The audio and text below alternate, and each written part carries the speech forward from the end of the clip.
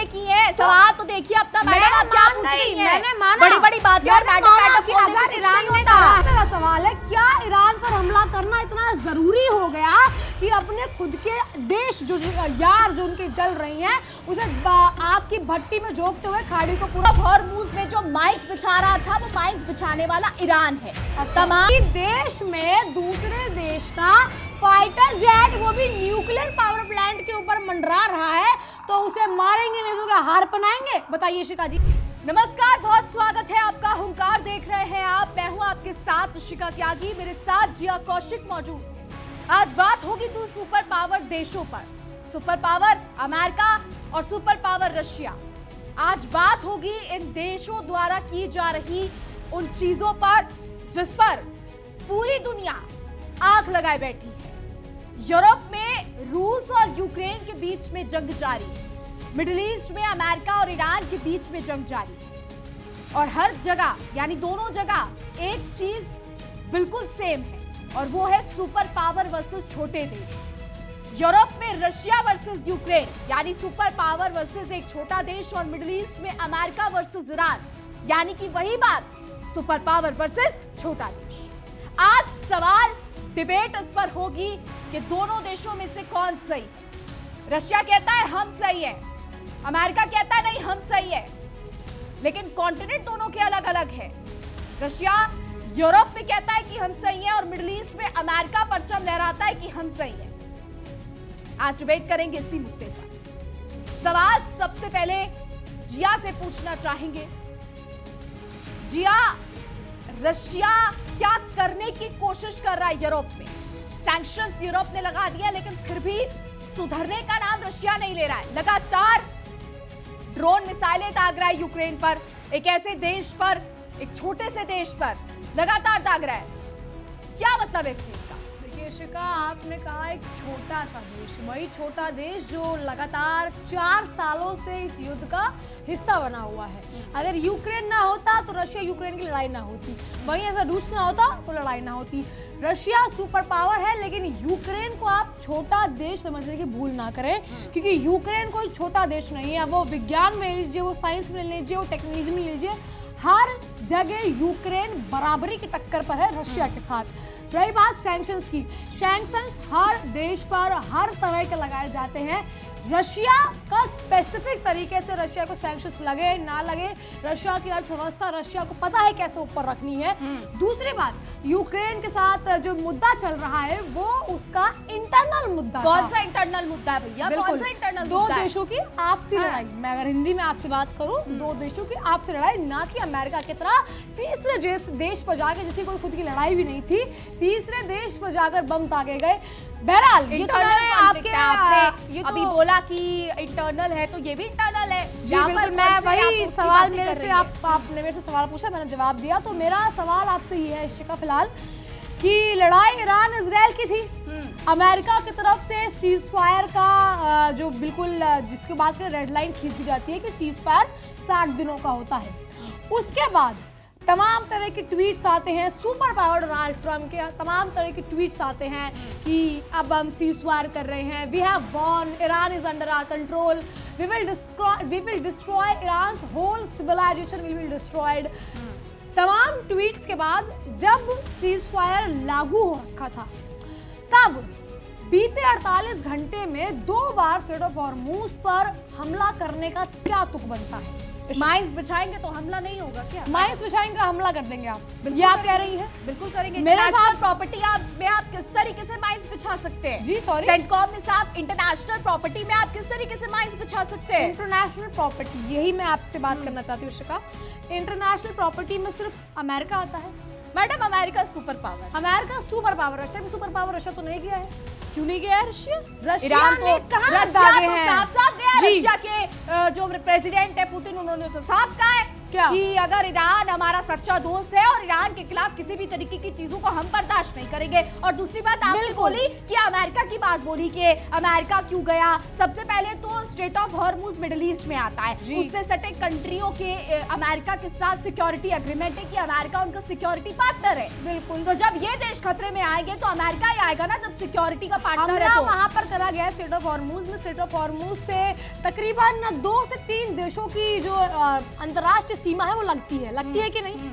क्या उन देशों पर आंच नहीं आएगी अगर स्ट्रेट ऑफ हॉर्मुज पर हमला कर जाएगा तो क्यों ईरान माइंस क्यों बिछा रहा है, क्यों व्यापारिक जहाज? मैडम कह रही है, बिल्कुल ठीक है, मैडम कह रही हैं अगर ईरान ने माइंस बिछाई है तो अमेरिका हमला करेगा तो उसके जो खुद के यार पिस रहे हैं उसको पिसरा दो, लेकिन ईरान पर हमला करना जरूरी है उसे। सही है? अरे तो ईरान कर रहा है तभी तो हमले किए हैं। सवाल तो देखिए अपना मैडम, आप क्या पूछ रही हैं? मैंने माना बड़ी बड़ी बातें और मैडम अगर ईरान ने करा है, ठीक है, अगर ईरान ने करा है तो आप अमेरिका हमला कर रहा तो क्या अपने यार भी उसमें पीस देगा? कौन से यार पीसे? क्या स्ट्रेट ऑफ हॉर्मुज? मेरा सवाल फिर से वही है, मेरा सवाल आप सर सुनती नहीं है। आप सुनिए, आप सुनती नहीं है, आप सवाल ही नहीं सुनती, आप बाकी फालतू चीजें सब सुन लेंगी आप। बेकार के सवाल ये है कि स्ट्रेट ऑफ हॉर्मुज में जो अंतरराष्ट्रीय सीमा लगती है स्ट्रेट ऑफ हॉर्मुज से, वो तकरीबन 2 से 3 देशों की लगती है। क्या उन 2 से 3 देशों पर वो हमले के टाइम पर आंच नहीं आएगी? आएगी, या आपने बोला बिल्कुल आएगी। अब वही मेरा सवाल है, क्या ईरान पर हमला करना इतना जरूरी हो गया कि अपने खुद के देश जो यार जो उनके जल रही हैं उसे आग की भट्टी में झोंकते हुए, खाड़ी को पूरा मिडिल ईस्ट को खतरे की आग में झोंकते हुए उन्होंने ईरान पर हमला कर दिया? इशिका, खाड़ी को अगर मिडिल ईस्ट को झोंकना होता ना जिया कौशिक जी, तो अमेरिका बहुत पहले ये कर चुका होता। कितना पहले? बहुत पहले। सुन लीजिए, मिडिल ईस्ट के कंट्रीज का जो सिक्योरिटी पार्टनर है वो अमेरिका है। स्ट्रेट ऑफ हॉर्मुज में जो माइंस बिछा रहा था वो माइंस बिछाने वाला ईरान है। तमाम चीजें कहने के बाद भी ईरान समझने को तैयार नहीं है। स्ट्रेट ऑफ हॉर्मुज में माइंस बिछा रहा है और वहां से जहाज गुजरेंगे तो वो तबाह हो जाएंगे। ईरान को कई बार रोकने की कोशिश की गई लेकिन ईरान की तरफ से नहीं माना गया। और आप बात कर रही है कि सिर्फ अमेरिका हमला कर रहा है, ईरान की तरफ से भी बयान आया है कि अमेरिकी एयरक्राफ्ट को मारकर गिरा दिया है। मैं एक बार क्लियर करना चाहूंगी शिखा से, कहाँ मार के गिरा है वो मुझे जगह का नाम बता दीजिए एक बार। जगह का नाम मुझे मालूम नहीं, मैं बता देती हूँ। ये जो न्यूक्लियर पावर प्लांट है बुशार, जो ईरान का न्यूक्लियर पावर प्लांट है, बुशहर, जी बिल्कुल वही। आप मुझे चाहे शहर बोली तो शहर बोली, शहर ही है प्रोनाउंसिएशन। दूसरी बात वहां पर अमेरिका का फाइटर जेट कर क्या रहा था ये बताइए आप। आगे बताइए क्या कर रहा था? अगर किसी देश में दूसरे देश का फाइटर जेट, वो भी न्यूक्लियर पावर प्लांट के ऊपर मंडरा रहा है तो उसे मारेंगे नहीं तो क्या हार पहनाएंगे? बताइए शिखा जी। सेंटकॉम ने साफ कर दिया है कि ईरान झूठ बोल रहा है, ट्वीट किया है बकायदा। ईरान ने कोई एयरक्राफ्ट मार के नहीं गिराया। बात पूरी हो जाने देती तो शायद आपको समझ में आ जाता, लेकिन आप सुनना नहीं चाहती हैं। लेकिन अगर यहाँ पर आप ईरान और मिडिल ईस्ट की डींगे हाँक रही हैं, चुटकियां बजा बजा के सवाल पूछ रही हैं, यूक्रेन की जनता पर 4 साल से आप लोग जो कहर बरपा रहे हैं उस पे क्या कहेंगी आप? अभी करते हैं बात, उस पर आते हैं। एक मुद्दा जो शुरू करा उस पर बात कर लेते हैं। जो बीच में पायलट जो गायब हुआ था, जिसको पहले डोनाल्ड ट्रम्प ने ट्वीट करके कहा था कि हमारा कोई पायलट गायब नहीं हुआ है, उसके बाद जब वो पायलट वहां से मिलता है तब डोनाल्ड ट्रम्प कह रहे हैं कि हाँ भैया हमारा पायलट था और हम उसको सही बचा कर लिया है। ये बताइए, डोनाल्ड ट्रम्प जब जब अपनी शाख पर बात आती है तब तक वो मुकर जाते हैं। जहां दिख रहा है कि हाँ मेरी शाख ऊपर हो रही है तो वहां शाख नहीं साख। आपकी प्रोनाउंसिएशन बहुत खराब है जिया कौशिक। मैडम आप शायद जवाब और सवाल से ऊपर ये जो शाख और ये शब्दों का सही इस्तेमाल आप नहीं करेंगी, आपको समझ नहीं आ रहा है मेरे हिसाब से। आपको प्रयोग आपसे ठीक से होता नहीं है। बहरहाल आप जो यहाँ पर बड़ी बड़ी बातें कर रही हैं, आपने ईरान पर सवाल पूछ लिए, आपने मिडिल ईस्ट पर सवाल पूछ लिए, आपने पायलट पर सवाल पूछ लिए, आप मुझे ये बताइए क्या कर रहा है यूक्रेन में? ऋषिका त्यागी जो सवाल पूछा तो उसका जवाब दीजिए, बाद में आगे बढ़ेंगे। बट जवाब दीजिए, क्या जवाब चाहिए? कि जब जब डोनाल्ड ट्रम्प पर अपनी जो बिल्कुल शाख है उस पर अगर बात आती है तो डोनाल्ड ट्रम्प मुकर जाते हैं कि नहीं भैया हमारा तो पायलट गायब भी नहीं हुआ था, वो पायलट अचानक से जिस दिन मिल जाता है उस दिन कहता है कि हम बचा के लाए हैं इसको। एक बात पे क्यों रहता डोनाल्ड ट्रम्प? डोनाल्ड ट्रम्प की मर्जी, डोनाल्ड ट्रम्प की मर्जी है, डोनाल्ड ट्रम्प की मर्जी है, डोनाल्ड ट्रम्प की मर्जी। एक मिनट, बयान उनके, देश उनका, एक्स ट्विटर हैंडल उनका, जो चाहे पोस्ट करे। हम और आप कौन होते हैं उनको रोकने वाले? आपने होशो आवाज में है जो आप क्या कह रहे हैं? बिल्कुल। अगर उन्होंने डोनाल्ड ट्रंप ने ट्वीट करा है ना, देखिए आज तक किसी भी ट्वीट को गंभीरता से लिया ही नहीं गया, इसीलिए वो इनकी इज्जत बची है डोनाल्ड ट्रंप की। दूसरी बात, इन्होंने जो बोला कि डोनाल्ड ट्रंप की मर्जी, डोनाल्ड ट्रंप के हिसाब से ईरान नहीं चलता है, डोनाल्ड ट्रंप के हिसाब से खाड़ी नहीं चलती है, डोनाल्ड ट्रंप के हिसाब से वहाँ ये जो बोला जाता है कि whole civilization will be destroyed, ये बातें ट्रंप के हिसाब से अच्छी नहीं लगती। बिल्कुल हाँ, ये कर लिया। अब बताइए यूक्रेन में क्या कर रहा है रूस? क्या कर रहा है? क्या करने की कोशिश कर रहा है? डोनबास में क्या कर रहा है रूस? डोनबास हथियाने की कोशिश कर रहा है डोनबास को। क्रीमिया कैसे हथिया लिया? रूसी भाषी की यहाँ पर बात नहीं हो रही है मैडम। हाँ मैं पूछ रही हूँ, सुन लीजिए। डोनबास में रशिया क्या करने की कोशिश कर रहा है? डोनबास यूक्रेन का हिस्सा है लेकिन फिर भी हथियाने की कोशिश। यूक्रेन नेटो में जाना चाहता है, उसे जाने नहीं दे रहा। आखिर रूस होता कौन है ये कहने वाला कि आप नेटो में नहीं जा सकते? अब डोनबास हम लेकर रहेंगे। क्रीमिया पर तो हमला कर गए पुतिन, अब क्या करने की कोशिश कर रहे हैं? जवाब दे दीजिए। और 4 साल से जो कहर बरपाया जा रहा है इसको लेकर आप क्या कहेंगी? हाल ही में ऑरिशनिक मिसाइल यूक्रेन पर दागी गई है, सबसे खतरनाक रूसी मिसाइल है ऑरिशनिक। बताइए क्या जवाब है इसका? अब नहीं मर रहे लोग, बताइए। सुनेंगे तो मैं बताऊं। सुनाइए, सुन रही हूँ। हाँ तो सुनिए। बहरहाल आपने बात करी कि रशिया और यूक्रेन के बीच क्या चल रहा है। रूस क्या करने की कोशिश कर रहा है यूक्रेन को नाटो में क्यों नहीं जाने दिया जा रहा? देखिए यूक्रेन को नाटो में जाने दिया जा रहा है अनटिल अनलेस बॉर्डर पर बात आती है। रशिया और यूक्रेन का जो बॉर्डर है वो लगता है कि नहीं लगता है, बिल्कुल लगता है। एक बात रोककर आपको एक बात आपकी यहाँ पर सिरे से मैं खारिज करना चाहूंगी। बताइए। रशिया ने कभी ये नहीं कहा कि आप नेटो में जाइए, हमारे बॉर्डर्स पर मत आइए। रशिया साफ कहता है कि आप नेटो में नहीं जा सकते। आगे होने देती तो आगे खारिज नहीं करती। आगे सुनाइए। खारिज नहीं, खारिज जी बिल्कुल। अगर आप बात पूरी होने देंगी और ये बीच में ये सब नहीं सही करना बहुत जरूरी है ना। आप हर बार दर्शकों को गलत इंफॉर्मेशन दे रही है, इससे बेटर है कि आप सही कर दो। आप जो मटीरियल अमेरिका का पक्ष लेके यहाँ खड़ी हैं, मैं किसी का पक्ष लेके नहीं खड़ी हूँ। यहाँ पर डिप्लोमेसी की बात दिख रहा है कि आप डोनाल्ड ट्रंप डिप्लोमेसी की बात हो रही है, कितना अच्छी माली बनाई है, इंटरनेशनल रिलेशंस की बात हो रही है। यहाँ किसी का कोई पक्ष नहीं है। आपको बात मुद्दे रख रहे हैं, सुनाइए। रखिए आप।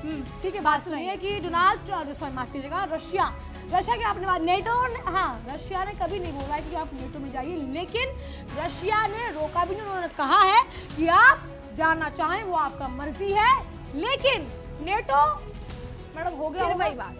जी आपको समझ नहीं आ रहा, मैंने अभी आपके बयान को सिरे से खारिज किया है। आप पता क्या करती हैं? फैक्ट को ऐसे गोल गोल जलेबी की तरह घुमाती है और गलत बताती है। आगे बोलिए। गोल गोल जलेबी की तरह घुमाई जा रही है, बताइए ना, आगे बताइए। दूसरी बात, आपने कहा कि क्रीमिया पर पुतिन आए हैं, क्रीमिया पे हुआ है, ये हुआ है। क्रीमिया आज का मुद्दा नहीं, 2014 का मुद्दा है। अगर आपको मैं क्लियर कर दूं, फैक्ट्स पढ़ कर आइएगा। 2014 में रशिया ने क्रीमिया को लिया था। यूक्रेन, अगर बात चल रही है रशिया यूक्रेन की, तो ये 4 साल से लड़ाई इतना तुल क्यों पकड़ी है मैं बताती हूँ। जेलेंस्की जब से आए तब से लड़ाई ने तुल पकड़ लिया है। इससे पहले भी रशिया यूक्रेन की आपसी कोल्ड वॉर रही है। आपसी मुद्दे जब 1991 में जब ये सब अलग हुए थे, तब से जो एक ही सरजमी का ऐसा था, और जब से अलग हो तब से ये बात चल रही थी। लेकिन जेलेंस्की के आने के बाद पुल इसीलिए पकड़ा गया क्योंकि वो ईगो जेलेंस्की की बहुत जल्दी हर्ट हो गई कि यार अगर आपने ये लिया है तो हम ये भी करके रहेंगे, हम ये चीज करके रहेंगे। जहां आपने वो चीजें इक्वली बात करने के बजाय आपने ऑर्डर, डिमांड, आपने इन सब चीजों पे आ गए, तो वो चीजें तुल पकड़ गई हैं। ये बात तो खैर आप भी मानेंगी कि ये जेलेंस्की के शासन के बाद ही शुरू हुआ है। क्या बड़ी बड़ी फेंकती है आप, आगे बताइए। हुआ है कि नहीं, आगे बताइए। नहीं हुआ है। मैं आप जो बड़ी बड़ी फेंक रही है मैं उसको सुन रही हूं। आप बताइए जेलेंस्की के शासन के बाद हुआ है कि नहीं? क्या हुआ है? जेलेंस्की के शासन के बाद क्या रशिया यूक्रेन लड़ाई शुरू हुई है कि हाँ? बिल्कुल नहीं, पहले से लड़ाई जा रही थी। आगे मैडम ये मिसाइल दागी जा रही थी पहले? नहीं, आगे बताइए। फिर पूरा जवाब शायद मैं गलत इंसान से पूछ रही हूँ। मैं बता देती हूँ, जेलेंस्की के आने के बाद से रशिया यूक्रेन में वॉर शुरू हुई है। इससे पहले कोल्ड वॉर थी, दोनों देशों की आपसी सरकार थी, दोनों देशों में आपसी सहमति असहमति, डिसएग्रीमेंट, एग्रीमेंट चलता रहता था। लेकिन जब से जेलेंस्की आए हैं, वहाँ पर जो ऑर्डर, डिमांड, ये सब चीजें चली है, वहाँ से चीजों ने तुल पकड़ा है। लेकिन इन सब चीजों में रशिया यूक्रेन के मुद्दे में आप जेलेंस्की साहब, मतलब मैं बता रही हूँ, जेलेंस्की साहब जाते हैं डोनाल्ड ट्रंप के पास कि भैया पहले जाते हैं, पुतिन भी गए थे, लेकिन डोनाल्ड ट्रंप के पास जेलेंस्की पहले जाते हैं और कहा जाता है कि हमें बचा लीजिए, हमें डिफेंस दीजिए, हमें मिलिट्री सप्लाई कीजिए, हम रशिया के आगे नहीं टिक पा रहे हैं। और जब अब पुतिन ने कहा कि 4 सूत्रीय मैं प्रस्ताव देता हूँ, पीस प्लान, पुतिन ने कहा, पुतिन का बयान आया कि हम पीस प्लान चाहते हैं, हम पीस चाहते हैं, तो यूक्रेन की तरफ से अगर शर्तें लगाई जाएंगी, यूक्रेन की तरफ से लगातार ये कहा जाएगा कि हम तो पीछे नहीं हटेंगे, तो फिर तबाह होकर मानिएगा। जवाब दे दिया आपने, बता दिए कि जो डिप्लोमेसी पे बात करने की बजाय ऊपर ऊपर से लपेट दिया आपने। क्या लपेटा बताइए? अब मैं आपको बताती हूँ जी। ये जो कह रही है जिया कौशिक कि जेलेंस्की के आने के बाद उनका ईगो हर्ट हुआ, लड़ाइयाँ शुरू हो गई, ये वो हो गया। सबसे पहली बात तो ये कि यूक्रेन नेटो में जाने के लिए पूरी तरीके से तैयार था। जी। रशिया ने ताबड़तोड़ 2022 में डोनबास पे भी मिसाइल दागी और कीव पर भी मिसाइल दागी। जी। डोनबास यूक्रेन का एक क्षेत्र है, सारे जितने भी कंट्रीज है वो यूक्रेन का क्षेत्र मानते हैं उसको, यूक्रेन का हिस्सा, लेकिन रूस जो है उसको हड़पने के लिए तैयार। और यहाँ पर मामला ये नहीं है कि रूसी भाषी जो ये स्टार्टिंग में कह रही थी, यहाँ पर खदानें, कोल की खदानें, ठीक है मैडम, तो जो रशिया के लिए बहुत ज्यादा इम्पोर्टेंट है। सुन लीजिए आपकी बात पूरी सुनी मैंने, आपकी बात पूरी सुनी ना मैंने, पूरी बात सुन लीजिए ना, पूरी बात सुन लीजिए। आपको मिर्ची लग रही है सच्चाई सुन के, तो आप सुनना नहीं चाह रही है। आपने मैप देखा यूक्रेन और रशिया का? बिल्कुल देखा है। आपको लगता है रशिया 2-4 माइंस के लिए मोहताज होगा? मैडम सुन लीजिए, ये इंटरनेशनल डिप्लोमेसी है, ये 2-4 माइंस ना कितना बड़ा खेल कर सकती है आप जानती भी नहीं है। पहले पढ़कर आइए इंटरनेशनल रिलेशन, रशिया के पास बात करिएगा। आपने पीएचडी करी है, बताइए। यूरोप के सैंक्शंस झेल रहा है, रशिया ट्रेड नहीं कर सकता है। जहां पहले यूरोप खुलेआम ट्रेड करता था रशिया के साथ, वो बंद हो चुका है। और इसका रीजन एकमात्र ये है कि रशिया ताबड़तोड़ यूक्रेन पर मिसाइलें बरपा रहा है। रशिया के पास कौन बचा है ट्रेड करने के लिए?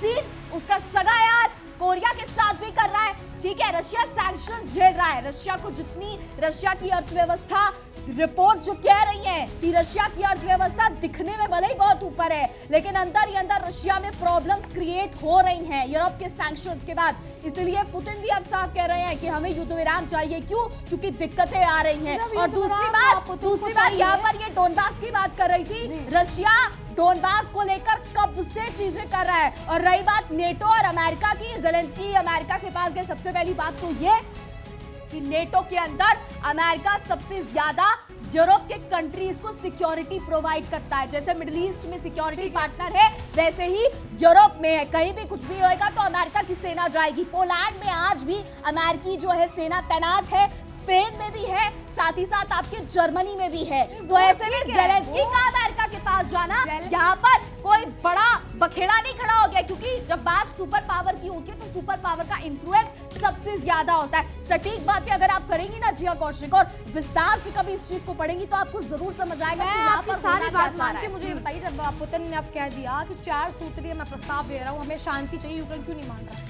क्या था उस प्रस्ताव में, जरा एक्सप्लेन करिए। आप बताइए, आप प्रस्ताव की बात कर रही हैं, क्या था प्रस्ताव में? अगर यूक्रेन इतना कह रहा है कि मैं इस कदर तबाह हो चुका हूँ, मेरे को बचा ली जाए, वो हर जगह जाकर भीख कटोरा लेकर हो जाता है, ठीक है, लेकिन प्रस्ताव में क्या था जी? मैं वही बात जानना चाह रही हूँ, मैं आपसे वही बता दीजिए प्रस्ताव में क्या था। आप बताइए ना। प्रस्ताव आपकी तरफ से आ रहे हैं, डींगे प्रस्ताव की आप हाँक रही हैं, मुंह हाँकना क्या होता है? आप पहले वही डींगे हाँकना क्या होता है? प्रस्ताव में क्या, डींगे हाँकना क्या प्रस्ताव होता है? में क्या था? डींगे हाँकना क्या होता है? नहीं, आप बताइए ना प्रस्ताव में क्या था। डींगे हाँकने की छोड़िए, प्रस्ताव में बताइए दर्शकों को क्या था, तभी डिबेट का पूरा सार समझ आएगा दर्शकों को, ऐसे कोई नहीं देखेगा। जरा बताइए प्रस्ताव में क्या लिखा था जो पुतिन की तरफ से भेजा गया था? क्या लिखा गया था? बताइए बताइए, आप बताइए। मुझे नहीं पता, बताइए बताइए आप बताइए। बताइए, सवाल तो आपने पूछा ना मैडम। त्यागी, बताइए ना। अगर नहीं पता मुझे दर्शकों को नहीं पता, बताइए आप। बताइए, आपको पता है? नहीं पता? नहीं पता है, आपको नहीं पता ना? नहीं पता। तो फिर आप क्या कैसे रही है कि प्रस्ताव भेजा गया था जब आपको पता ही नहीं उस प्रस्ताव में क्या है? पुतिन ने प्रस्ताव भेजा है कि हमें, अगर यूक्रेन कह रहा है कि जब इनको प्रस्ताव पता ही नहीं क्या था, इस मुद्दे पर कह रही है कि प्रस्ताव भेजा है, कौन से स्तर पर ये कह रही है प्रस्ताव भेजा है, जब आपको पता ही नहीं है प्रस्ताव के अंदर क्या है? बात सुनिए, क्या है इसके अंदर, बताइए जरा, एक्सप्लेन कीजिए दर्शकों को और मुझे भी एक्सप्लेन कीजिए। एक्सप्लेन करने के बाद मैं कर रही हूँ, पुतिन ने कहा कि हमें, अब आप इतना बोल रहे हैं कि बार बार यूक्रेन की तरफ से पीस प्लान आ रहा है, कभी 18 सूत्रीय कभी 14 सूत्रीय। यूक्रेन बार बार कह रहा है कि क्रीमिया छोड़ दीजिए, डोनबास से हट जाइए, नाटो में जाना है, ये करना है, वो करना है। तो जब पुतिन ने वो प्रस्ताव दिए कि भाई यूक्रेन ने अपना प्रस्ताव दे दिया, ये फालतू चीजें आपने बोल दी, अब पुतिन बोल रहा है कि भैया ठीक है हटा लीजिए, आप अपना जो करना है करिए, पीस प्लान कर लीजिए। तो यूक्रेन की तरफ से फिर से नई शर्तें आती हैं प्रस्ताव में क्या ऐसा क्या प्रस्ताव में लिख दिया जो यूक्रेन माना नहीं, जरा मैं बताइए। वही बता रही हूँ, यूक्रेन की तरफ से फिर प्रस्ताव आता है। यूक्रेन ने रूस की तरफ से जो प्रस्ताव दिया है, रूस की तरफ से, ये बता रही हूँ मैं आपको बात। बताइए बताइए। रूस की तरफ से प्रस्ताव आया, फिर यूक्रेन की तरफ से आता है कि हमें क्रीमिया से आप पीछे हट जाइए, ठीक है, आप डोनबास के मुद्दे से हट जाइए, हमें नेटो में जाने दीजिए। ये सारे मुद्दे इशिका त्यागी घुमा दी कहीं बात। ना कहीं, समझ लीजिए, घुमा दी बात, कह दीजिए आपको पता ही नहीं है रूस से क्या इशिका भेजा। त्यागी, तभी आप आप इतनी बड़ी बड़ी मुद्दे बातें पर कर आइए। रही हैं। आप मुद्दे पे ही हूँ मुद्दे पर मैं आइए। आपसे कब से पूछ रही हूँ मैं रूस ने क्या वही बोल प्रस्ताव रही हूँ। भेजा है। अब भाई जब रूस चाहता है कि शांति हो तो यूक्रेन क्यों नहीं चाहता? मैं जवाब पहले वो दे दीजिए। क्योंकि उस प्रस्ताव में मैं आपको बताती हूँ क्या था। जी। उस प्रस्ताव में सबसे पहली शर्त ये थी कि आप नेटो में नहीं जा सकते। जी। नेटो में यूक्रेन शामिल नहीं हो सकता। जी। उसमें दूसरी शर्त सबसे महत्वपूर्ण, जो कुछ हाईलाइटेड शर्त निकल कर आई है, जिसपे यूक्रेन ने साफ इनकार किया है। दूसरी शर्त ये थी कि डोनबास का जो हिस्सा है वो रूस जो है उसके पास और रहेगा, और जो पूर्वी क्षेत्र में रूसियों ने डोनबास का हिस्सा रूस के पास रहेगा। डोनबास के हिस्से पर जो रूस ने कब्जा किया गैर तरीके से, गैर कानूनी तरीके से, फोर्सेस का इस्तेमाल करके, वो अब रूस की प्रॉपर्टी बनेगा। तीसरा, यूक्रेन को अपनी सेना डोनबास से हटानी पड़ेगी, ठीक है। जब रीढ़ की पूरी हड्डी को रशिया अपने पक्ष में ले जाना चाह रहा है, तो फिर दूसरा देश कैसे जाने दे? नेटो की बात थी, चौथा का है। नेटो की बात थी, नेटो की बात थी ना यहाँ जी, पर। जी, जी, बिल्कुल थी। बिल्कुल थी। रशिया कौन होता है उसको ये कहने वाला कि आप नेटो में नहीं जा सकते? जब एक इंडिपेंडेंट नेशन है, सुन लीजिए, एक इंडिपेंडेंट नेशन है, उसकी अपनी अर्थव्यवस्था है, उसके अपना लोकतंत्र है, उसकी अपनी मिलिट्री है, उसके अपने लोग हैं। अगर वो किसी ऑर्गेनाइजेशन, किसी फोरम, किसी प्लेटफॉर्म से जुड़ना चाहता है, तो तीसरा देश, दूसरा देश आके उसे रोकने वाला कोई नहीं होता। जी आप समझ गई आप? ठीक है, अगली बार पाठ पढ़ाने से अगर पहले जब थोड़ा खुद पढ़ लड़ाई के चल आइएगा। रही है, लड़ाई जब चल रही है तो फिर दिक्कत क्या आ रही है यूक्रेन? चलने दीजिए लड़ाई। क्यों चलने दीजिए लड़ाई? मैडम, रूस आपको सुपर पावर कहता है जब ना अपने आपको आप को। देखिए अगर आपको लड़ाई रोकनी है तो आप एक मेज पर आ नहीं रहे हैं, लड़ाई रुकवानी नहीं है तो आप बिल्कुल करते रहिए। लड़ाई क्या दिक्कत आ रही है? जब मिलिट्री दे ही रहा है, डिफेंस दे रहा है अमेरिका की मैं बात छेड़ी है तो फिर शुरू ही कर अमेरिका की बात मैंने छेड़ी नहीं। नहीं मैंने छेड़ी ना, मुद्दा- मैंने यही बोला है। अमेरिका आपके की पास बात जवाब नहीं था, जब ये अमेरिका का प्रस्ताव अमेरिका को उन्होंने किसी बताया, नहीं है, यूक्रेन रशिया का का मुद्दे पे प्रस्ताव आप बात उन्होंने करना बताया कि चाहती रशिया नहीं ने है। ये प्रस्ताव दिया है और रशिया गलत है वहां पर, यही कह रही हैं आप? रशिया बिल्कुल गलत। बिल्कुल। अब अमेरिका कौन होता है? ईरान को बोलने वाला कि हम आपका न्यूक्लियर पावर प्लांट बंद कर दीजिए। दूसरी बात, जो ये जो 4 सूत्रीय प्रस्ताव आया था, वो आपको शायद पता होगा कि स्ट्रेट ऑफ हॉर्मुज से आप पीछे हट जाइए, ठीक है। जब ईरान एकाधिकार स्ट्रेट ऑफ हॉर्मुज पर मांग रहा है, वो क्यों मांग रहा है मैं आपको बताती हूँ, शायद ईशा को ना पता होगा, बता दीजिए अगर पता हो तो। नहीं, मुझे नहीं पता, बताइए। बिल्कुल। ईरान की जितनी अंतरराष्ट्रीय सीमा, मैरीटाइम बॉर्डर जो लगता है ईरान का, वो स्ट्रेट ऑफ हॉर्मुज से ज्यादा लगता है। और ये आज का मुद्दा नहीं है, पन्ने बाद में पलट लीजिएगा, आज का मुद्दा नहीं है ये। IRGC जो वहां पर ईरान के रेवोल्यूशनरी गार्ड कॉर्प्स है, वो कई सालों से, दशकों से वहां पर अपना इन्फ्लुएंस बना रही है। वो तब भी बना के रखा था, जागीर है ना ईरान की। बात सुन लीजिए, जागीर है ना ईरान की। जब अमेरिका और ईरान के रिश्ते अच्छे थे ना, जिस जागीर की आप बात कर रही हैं, तब से ये IRGC वहां पर इन्फ्लुएंस रखती है। क्योंकि बाकी आपने मैप देखा होगा तो मैरीटाइम बॉर्डर जो है, स्ट्रेट ऑफ हॉर्मुज का मैरीटाइम बॉर्डर क्या होता है बताइए? जो जितना सी लेवल पर लगता है वो मैटर होता है। बाद में से पूछ लीजिएगा, मैं पहले बता दूं अपनी दर्शकों बात। को बता दीजिए, मैं कुछ लोगों बता को नहीं देती पता हूँ, होगा। ठीक है। जितना ईरान से लगता है उतना स्ट्रेट ऑफ हॉर्मुज किसी से भी नहीं लगता। चाहे वहाँ सऊदी आ जाए, अब बहरीन आ जाए, कतर आ जाए, UAE आ जाए, ये सब चीजें पीछे हो जाती है। ईरान की बॉर्डर जो है वो सबसे ज्यादा लगता है स्ट्रेट ऑफ हॉर्मुज से, इसीलिए IRGC का इन्फ्लुएंस वहां पर ज्यादा है। अब अमेरिका बोल रहा है कि आप पीछे हट जाइए, तो वहां पर किसका राज होगा? अमेरिका का राज होगा। जवाब दीजिए। स्ट्रेट ऑफ हॉर्मुज क्या है बताइए। Straight of Hormuz? आप बता दीजिए। आपको नहीं पता? पता है मुझे, मैं आप फालतू बातों का जवाब देने का मन स्ट्रेट ऑफ हॉर्मुज बताइए, आपको सवाल का आपके सवाल स्ट्रेट का ऑफ जवाब हॉर्मुज मैं अंतरराष्ट्रीय जल मार्ग है, हॉर्मुज जल डमरू मध्य है, जहां से दुनिया का 20% तेल गुजरता है। अब रुक जाइए जी, सबसे पहला शब्द आपने क्या बोला? अंतरराष्ट्रीय जल। बिल्कुल। किसी देश की जागीर नहीं है तो किसने कहा जाए? आप जो कह रही हैं कि एकाधिकार क्यों ना मांगे, जी। IRGC ने इन्फ्लुएंस कर रखा है, जी, इंटरनेशनल प्रॉपर्टी है वो, वहाँ पर किसी एक देश का राज नहीं चल सकता। जी, ठीक है, 7 द्वीपों पर जो आप हड़प कर बैठे हैं हड़पने की और बात जो आप नहीं नावें कीजिए। आ रही हैं उन पर आप ना हमले कीजिए कर रहे हैं। सुन हड़पने की लीजिए, बात। हड़पने सुन की बात नहीं लीजिए, आनी चाहिए। सुन लीजिए, हड़पने की बात आएगी तो सुन मैंने लीजिए दूल्हा जिया दूल्हा कौशिक, हड़पने की बात आएगी। सही रुकिए, बात रुकिए। को लेकर पनामा कनाल जानती हैं आप क्या है? पनामा कनाल बिल्कुल उसका मुद्दा भी उठेगा हड़पने के अंदर, वेनेजुएला का मुद्दा भी उठेगा, और अब जिस क्यूबा की हम बात कर रहे हैं उसका मुद्दा भी उठेगा। हड़पने की बात मत कीजिए। मुद्दे पर आएंगे, लेकिन यहाँ बिल्कुल। पर ये जो स्ट्रेट ऑफ हॉर्मुज की आप बात कर रही हैं, जी। इन्होंने खुद अभी अपने मुंह से इस चीज को स्वीकार किया कि अंतरराष्ट्रीय प्रॉपर्टी है जी। वो। सबसे पहले इनके इस तर्क को ठीक करना मैं चाहूंगी, जो ये कह रही है कि ईरान क्यों ना एक अधिकार मांगे। जी। इन्होंने अपने सवाल का जवाब खुद अपनी इस एक्सप्लेनेशन में दिया कि वो अंतरराष्ट्रीय प्रॉपर्टी है, जी, उस पर किसी का हक नहीं है।